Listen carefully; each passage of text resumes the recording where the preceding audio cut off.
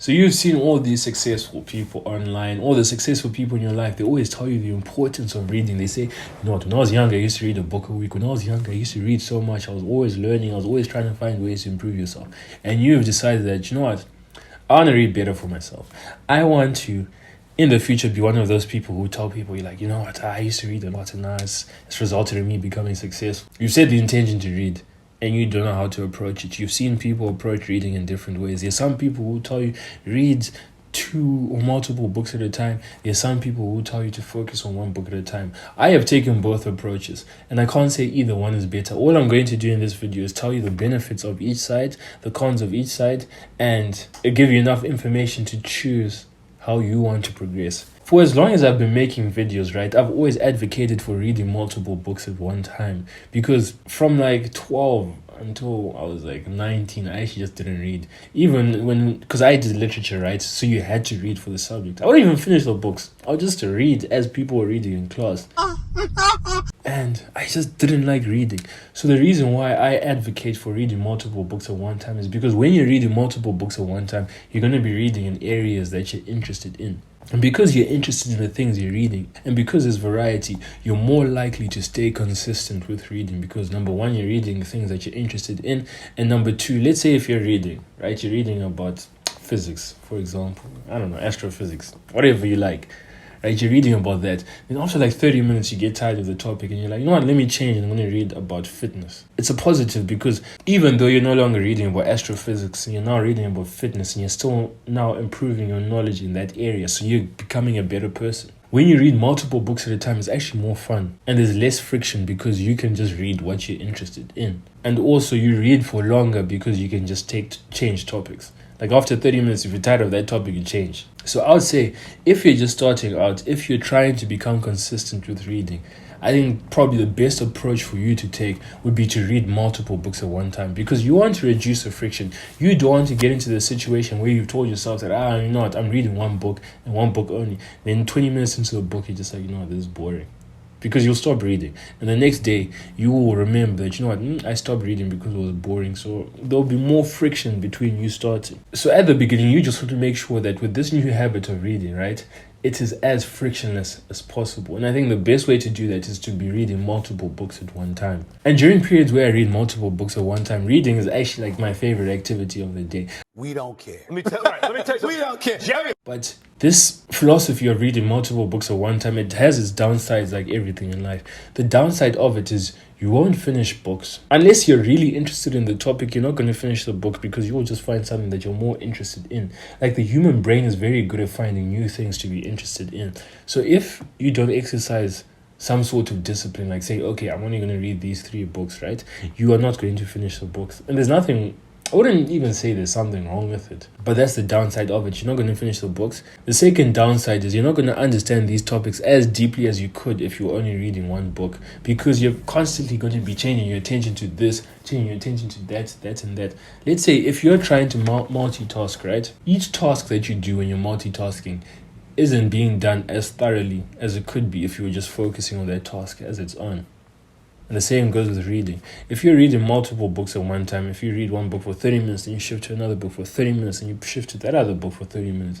Yes, you're still getting in the knowledge, but it's not as deep because you're not immersing yourself in the topic. In school, you'd probably have 3 or 4 subjects, right? So you're switching through them, and you would be like, if I was able to do 3 or 4 subjects in school, then I should be able to read 3 or 4 books. And that is true. But I can guarantee that if there were periods where in school, like, for 3 months we're going to do physics and just physics only, I can guarantee that you'd understand physics much better. I can guarantee that you'd be much better at physics, and you'd probably have a better appreciation for physics. Whereas the benefits of reading 1 book at a time are like the opposites of the disadvantages of reading many books at a time. The benefits of reading 1 book at a time is that you will immerse yourself in the topic and you will gain a better understanding of it, because all you will be thinking about is that thing. You see, when you look at scientists, when they were trying to solve their things, Albert Einstein was trying to do the theory of relativity. I think it's that E equals mc squared. He was probably spending all his time on that thing. He probably immersed himself in the topic of physics, immersed himself in that specific genre or that specific whatever section of physics, right? And he made himself, just think about it, See, and the same thing goes, if you choose to read one book at one time, you are immersing yourself in that topic. So you are giving your brain the space to just interlink things that wouldn't have been interlinked if your attention was being diverted elsewhere. If you're only giving yourself 30 minutes to read and whatever. However, the disadvantage of reading one book at a time is that it requires more discipline, because you're going to come to a point, unless the book is absolutely 10 out of 10 in your interest, you're going to come to a point in the book where it starts to get a bit wishy-washy, where it starts to get boring. You're like, I don't want to read. And I'm not an advocate of like, you have to read books from front to back. I actually just page through some books. I read the points that I'm interested in and the points that I know can help me immediately. The downside would be you will need more discipline. And it'll be harder to be consistent if the book that you're reading isn't interesting. Because you will come to a point where you're like, I'm not really interested. Then you'll be reading, you start yawning, and you'll be like, you know what, there's no point of me reading. And as I've said, the next day you'll remember that, you know what, I stopped reading because this was boring, so I'm not going to read again. I'll just wait until I have more energy. I'll wait until I have that. I'll wait until I have this. You start giving yourself stupid excuses as to why you're not reading. These are the advantages and disadvantages of either way of reading. So what should you do? It depends on your goals. I'm not going to tell you what to do. The only thing I can tell you what to do is to read things that you're interested in. And the second thing I can tell you is, if it's something that you really want to learn and you feel that it's important that you learn and you immerse yourself in the topic.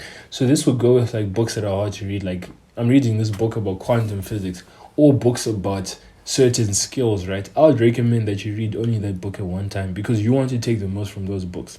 You don't want to spend like 2 years reading a difficult book but not giving your attention to that book, where it's like you're just reading for 10 minutes. With books that are difficult, or books that normally have a lot of important information, right?